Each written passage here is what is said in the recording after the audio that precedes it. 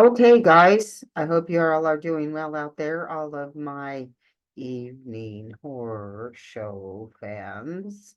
I do have a horror show update for you. This is on the Soto Guerrero case that recently took place.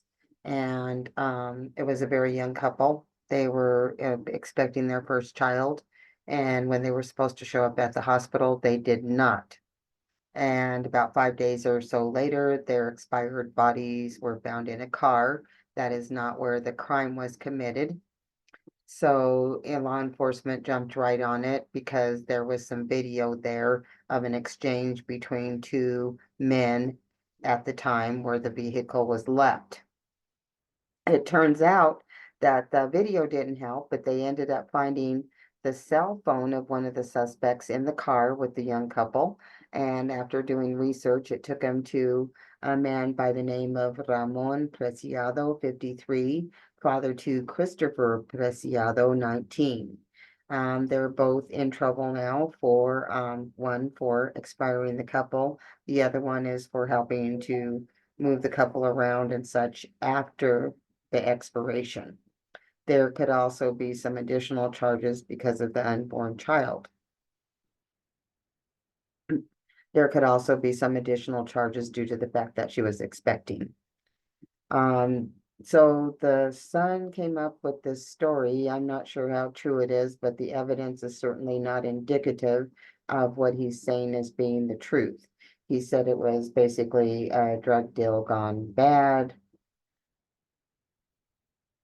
He, in essence, said it was an illegal deal that had gone bad, and in order to protect himself, to defend himself from both people in the couple, that's how they ended up being expired.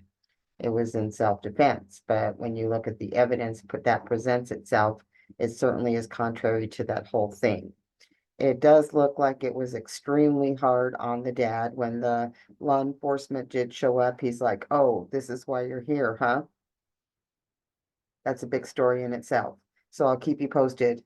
I hope you have a good night. I hope you enjoy this evening's true crime horror story.